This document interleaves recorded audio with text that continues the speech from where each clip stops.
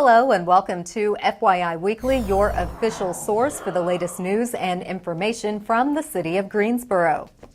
The Greensboro Urban Area Metropolitan Planning Organization, or MPO, invites residents to comment on the list of transportation construction projects scheduled between 2018 and 2027. Comments are due by Tuesday, October 31st. Every 2 years, the MPO approves new road, public transportation, bicycle, pedestrian, rail, and aviation projects that will be constructed with state and federal funding. The Metro Planning Organization is also approving changes for projects listed in the Greensboro MPO's long-range document. The draft 2018-2027 Metropolitan Transportation Improvement Program and the draft 2040 Metropolitan Transportation Plan Amendment can be reviewed by interested parties. Both documents are available online at guampo.org. Comments about the project changes outlined in the draft can be submitted to Lydia McIntyre, the city's transportation planning engineer. Residents ages 14 and older are encouraged to cast a vote for Greensboro's participatory budgeting, or PB, project proposals. Voting will be open from October 23rd to November 18th. Residents can learn more about the proposed projects by attending the Expo and Kickoff event on Tuesday, October 17th from 4:30 to 7:30 p.m. The event will take place on the plaza level of the Melvin Municipal Office Building, located at 300 West Washington Street. PB is a process that allows residents to decide how to spend $500,000 of the city's budget.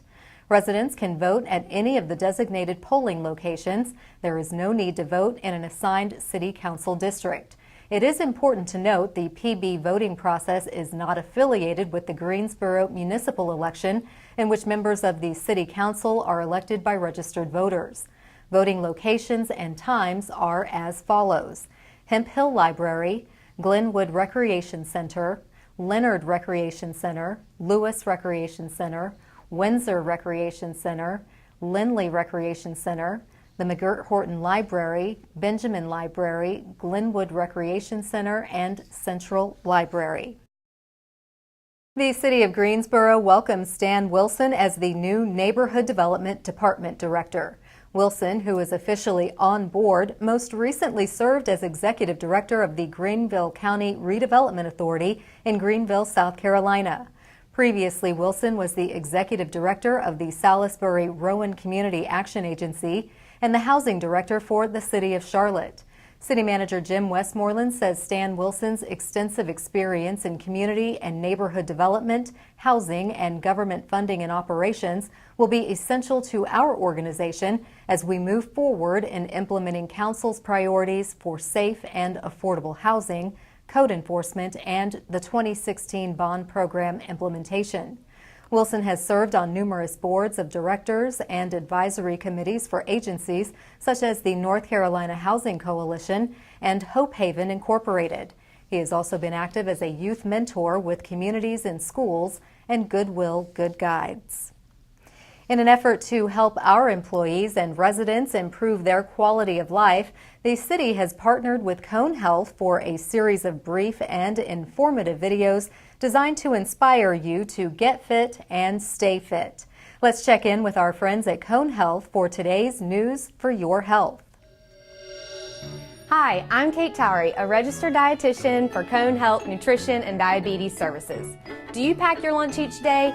Maybe getting bored of the same old brown bag lunch? Maybe wondering, is this even healthy?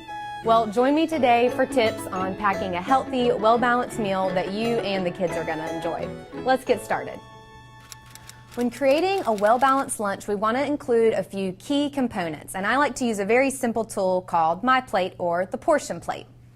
First, we start with our grains or starches. This provides the body's favorite energy, which is going to keep your brain sharp throughout work and school. Whole grains have the most fiber, which is very heart healthy. Those would include options like your whole wheat crackers, whole wheat bread, whole wheat pasta, and brown rice. Next, we always want to include a protein. This helps keep you full and satisfied throughout the day. Choose leaner or low-fat options like chicken, turkey, fish, and your vegetarian sources such as beans, nuts and seeds, eggs, and low-fat cheese. Lastly, we really want to try to fill up the rest of our plate with fruits and vegetables, aiming for color and variety because after all, we eat with our eyes first. And these foods have the most nutrition with the lowest amount of calories, so we can get big volume on our plate. They also contain very protective qualities like antioxidants that help keep us from getting sick, which is really important during back to school time. So I've prepared a couple of example meals that are going to be fun and creative for you and the kids and definitely have that healthy balance. So the first one is a new take on the traditional deli sandwich. These are tortilla roll-ups. They're very simple to make. I used whole wheat tortilla as our grain, lots of good fiber there. Spread it with some low-fat herb cream cheese and turkey slices for our protein. Also added a little bit of spinach. You could include some red peppers or pimentos for additional color. Fun little bite-sized sandwiches. We've then paired that with some carrots and grapes, so different textures here, get that color on the plate. And lastly, some unsalted pretzels, which I'm going to pair with a natural peanut butter for additional protein and heart-healthy fats. Next up is one of my favorite things to do is cooking ahead a little bit on the weekend. Really goes a long way for a busy week. My preference, fix the protein. Today I've created a salmon salad similar to what you would make for a tuna salad, chicken salad. You could even do an egg salad, and this would be a great protein dish to use throughout the week in a variety of ways, like on a sandwich or in a wrap or with crackers. Today I've chosen to top the salad on a bed of greens. So the salmon salad, very simple. I use canned salmon, a little bit of low-fat mayonnaise. You could also use plain Greek yogurt. I did put some sliced almonds in there for crunch as well as the relish, lemon juice to cut the fishy taste, and lots of ground pepper. I've chosen spinach, but any kind of lettuce would work, romaine, iceberg, spring leaf. And we're just going to top the salmon salad onto our bed of greens. I've also packed some tomatoes and red onions for color, so we'll put those on top, as well as balsamic vinaigrette for the dressing. Light Italian or some oil and vinegar would be another healthy choice. And some crackers for our grains and a little bit of crunch. I've also packed these shelf-stable fruit cups. Fruit cups are a great way to get your fruit serving in. However, I recommend choosing the ones in water or 100% juice. The syrups have a lot of added sugar, and fruits are naturally sweet, so we don't need to add any more sugar to them. Lastly, whenever I get a little bored with my lunch options, I try to think back to something I really was excited about as a kid. And for me, that was Lunchables. So today I've created a healthier version of a Lunchable. Instead of pepperoni, we've got turkey kielbasa, a lot lower in fat. Still watch the sodium there. A couple ounces of some cheese. You could also do a spreadable cheese or a low-fat cheese if you're watching your heart health. And some whole grain crackers, whole wheat, or these are actually quinoa and millet. I've paired that with broccoli and cauliflower for our vegetables and a delicious dipping sauce of hummus. This is going to give a good punch of protein to keep you full, as well as fiber from those chickpeas. And our fruit, we've got some sliced green apples. If you are really into these dipping sauces like I was as a kid, the single serve ones are great, but if you want to go a little more financially and environmentally friendly, you can buy in bulk and just invest in some of these small containers. If you're thinking about taking your lunch more often, you may want to go ahead and invest in an insulated lunch bag as well as an ice pack. These are very simple. Just throw them in the freezer till frozen, put them in your lunchbox the next day, and they're going to help keep your food cold that needs refrigeration for up to 4 to 5, maybe even 6 hours. And that's going to help prevent the growth of bacteria and keep your food safe. Another option would be to take a juice box or yogurt or even grapes. Place these in the freezer till frozen cold, place them in your lunchbox the next day, and they're going to keep your food cold as well, but they'll be thawed out and ready to enjoy by lunchtime. Also, don't forget the importance of hand hygiene. Wash your hands with warm soapy water every time before you handle or prepare fresh food to prevent the spread of germs. And I also recommend taking a clean, damp towel and wiping out the inside of your lunchbox after every use. If you're using your lunchbox pretty frequently, go ahead and wash it out with warm soapy water and let it air dry about once a week. Thanks for joining me today. I hope that you found some helpful tips to banish that brown bag boredom for you and your family. If you'd like more information, visit conehealth.com/healthy eating. I'm Kate Towery. Enjoy your lunch. In recognition of Community Planning Month, the Planet Greensboro Speaker Series prepares to kick off. We'll have that story and more news coming up after the break. Stay with us.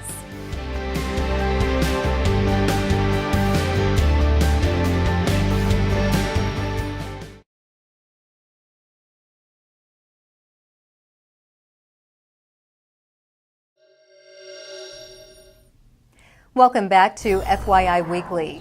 The city's planning department is getting behind the movement entitled The Missing Middle, which centers around a growing demand for housing in walkable urban places.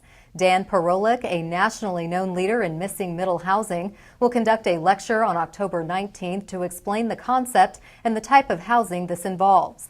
The free event, entitled The Missing Middle, Responding to the Demand for Walkable Urban Living, begins at 5:30 p.m. at the Greensboro History Museum located at 130 Summit Avenue.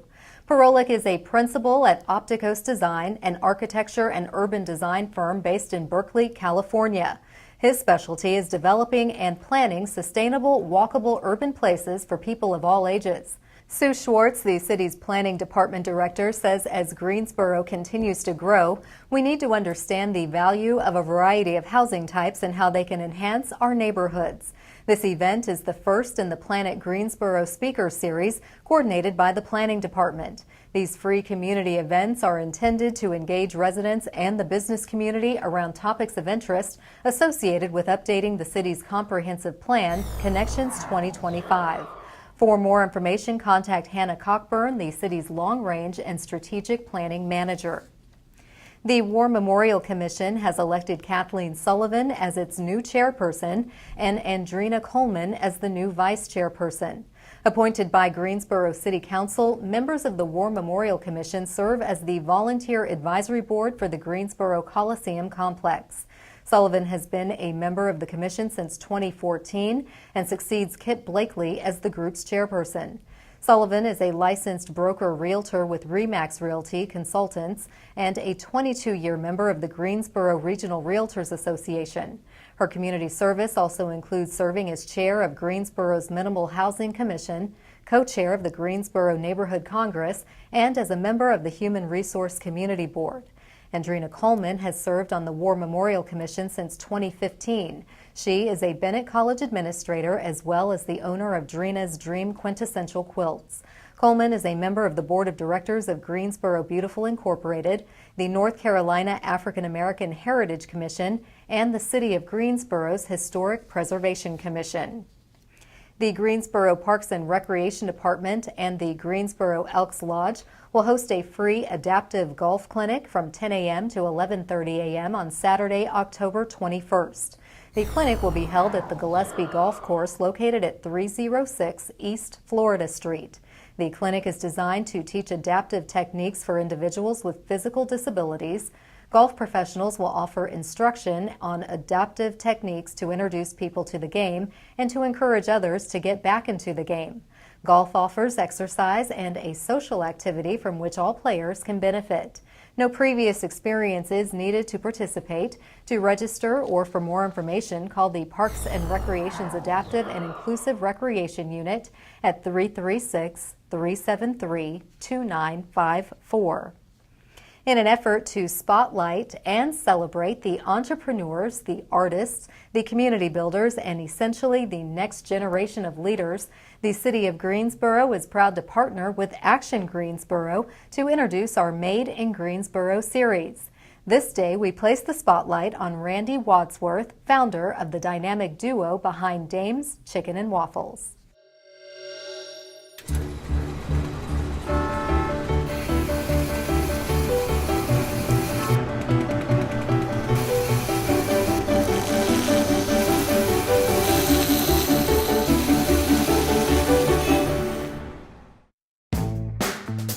Randy Wadsworth knew for a long time he wanted to go into business with his old friend Damian Dame Moore from his UNCG Bryan school days. They went all in, leaving behind their corporate gigs, to build their first restaurant together, applying all of those business school lessons. They had a dream and a penny and a lot of sweat equity. They did tons of market research and taste testing before they landed on a favorite from Dame's time running a catering business, chicken and waffles. Randy took one bite, and that was the moment he knew they were on to something big. Today, they own 4 Dame's Chicken and Waffles locations in downtown Greensboro, Durham, Cary, and the Duke campus, featuring comfort food favorites like mac and cheese and collard greens, and of course, their signature dish. They offer 10 combinations of fried chicken and crispy Belgian waffles, each with a different tasty drizzle of sauce and a unique flavored butter known as schmear. Dame and Randy also give back to the community. They've created a scholarship fund to help UNCG students as their way to give back to the school that got them to where they are. Randy says Greensboro will always be home. There's still so much more growth potential for them in this city.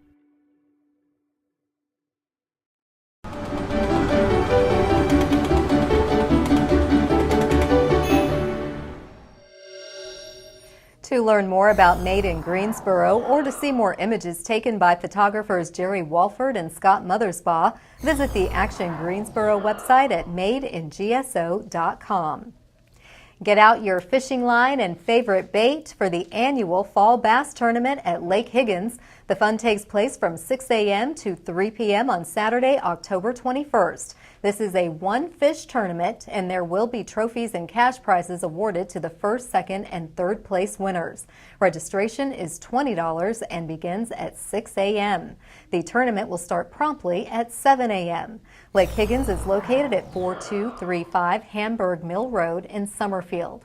For more information about the tournament or for a list of events and activities at the city's lakes, please call 336-373-3739.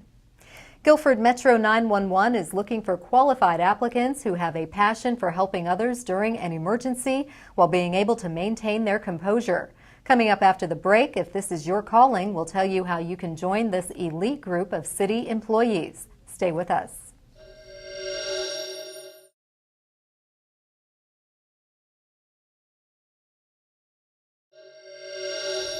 Welcome back to FYI Weekly. Guilford Metro 911 is the communications hub for all emergency calls made in the cities of Greensboro and High Point, along with Guilford County. The agency is currently recruiting telecommunicators, which are the call takers. Joining me now to tell us what skills are necessary to join the Guilford Metro 911 team is Christine Moore. She is the center's operations manager. Hello, Christine. Welcome to the show. Hi, Carla. Thank you. Thank you for being here.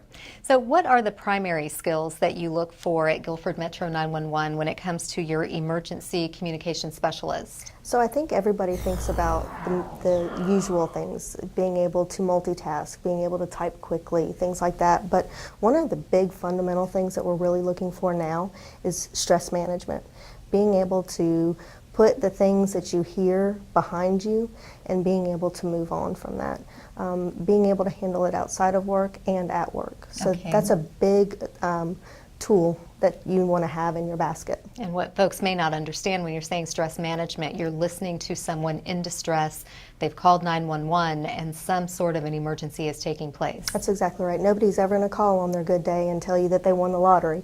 They're calling on their worst day. Yes, and sometimes it's life and death. Right.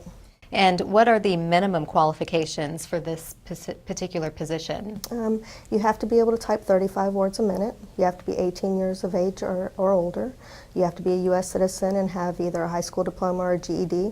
And one of the big things that changed recently for our state requirements to run some of the computer databases that we have, you have to have no Class B misdemeanors.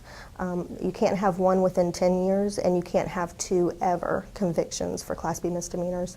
And unfortunately, there are 101 pages of Class B misdemeanors. Okay, so this is an elite group, as I mentioned before, and you're really taking the cream of the crop. Exactly. And what is your favorite part of the job? My favorite part of the job is the fact that it's always something different. You can take the same call from the same person, but it's never going to be the same. It's always going to be a different dynamic. The story is going to be a little bit different. So it's always changing. It's always exciting. And just knowing that when you're going to pick up the phone, You just don't know what it's going to be. So it keeps you on your toes. Absolutely, and more times than not, you're helping people, and I think that's a huge the key. reward. Giving back to your community, that's the biggest part. Wonderful. And what would you recommend if someone isn't quite sure if this is the right job for them? They can come and observe. They can come, they can call, set up an observation, come and sit for a 4-hour period of time, and actually see whether or not it's a right fit for them. Okay, and that is a really good option, because most jobs don't give you the opportunity to come in and try to see and try it on and see, is this the right fit for you? That's exactly right. And if someone does the 4-hour observation, or they already know what this is about and maybe they've done it somewhere else, how can they apply for the job? They can go to the City of Greensboro's website, and there's a section that says I want to. They can click on apply and 4 jobs. Okay, well, thank you, Christine. We value everyone at Guilford Metro 911, and most certainly it is a stressful job, but a very rewarding job to be a telecommunicator. So we're hoping that you get some really great applicants. Thank you. Thank you. Come back and see us. You will. Stay tuned for a little known fact about Greensboro as we tell you something about the city. That's coming up after the break.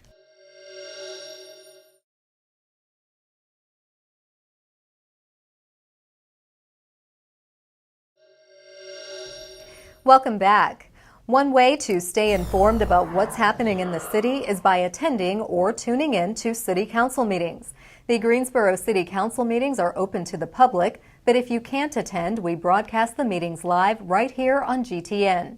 Council meetings take place at 5:30 p.m. on the first and third Tuesdays of the month on Level 2 of the Melvin Municipal Office Building located at 300 West Washington Street. To review the council meeting schedule and agendas, please visit greensboro-nc.gov/council meetings. Here's an opportunity to learn a little something about the city. Arts Greensboro is accepting nominations for the 2018 O. Henry Award.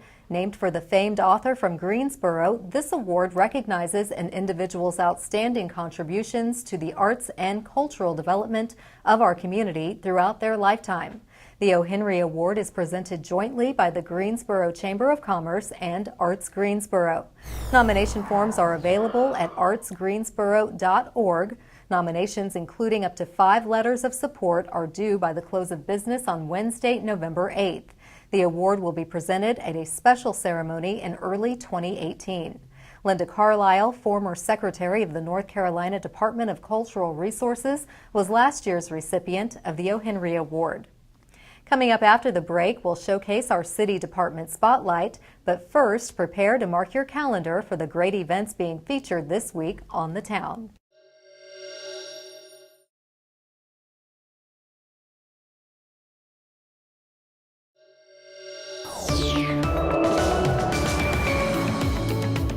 Hey, this is Jody. Cue up your list of fall activities and get ready to cross some items off your list. Let's get started. On Saturday, the Greensboro History Museum is hosting Ghost Stories in the Graveyard beginning at 2 p.m. Bring a blanket or a chair to the First Presbyterian Church Cemetery behind the museum. Costumes are welcome, and don't forget to stay afterwards for Spooktacular Stories in the Cemetery beginning at 3 p.m. Admission to both events is free. One of the most popular Greensboro Halloween events takes place from 2 to 6 p.m. this Saturday, the annual Goulash Halloween Festival at Center City and LeBauer Parks. The event will include goulash favorites such as face painting, bounce houses, game booths, and costume contests.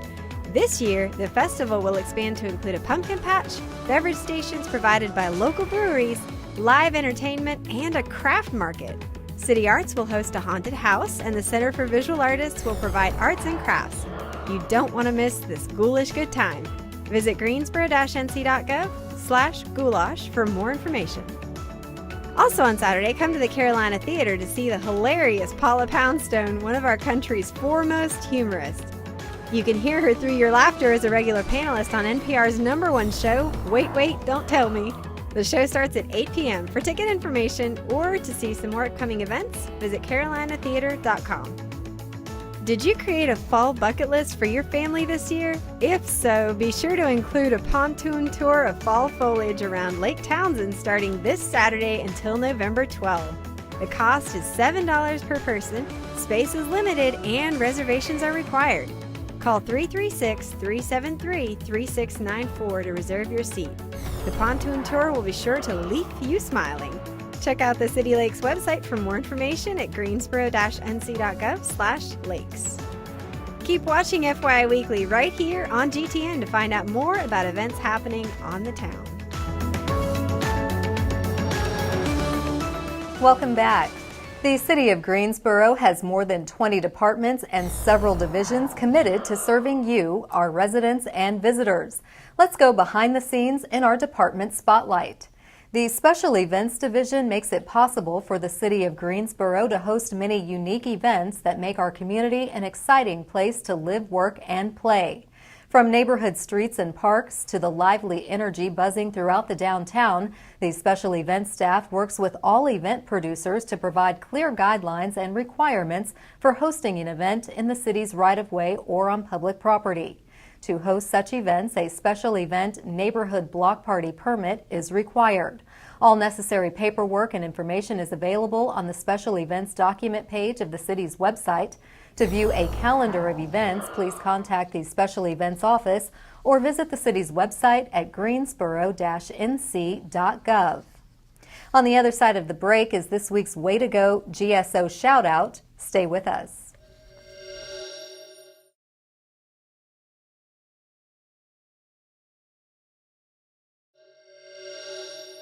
As we draw to a close, we always want to end on a positive note with our Way to Go GSO shout-out.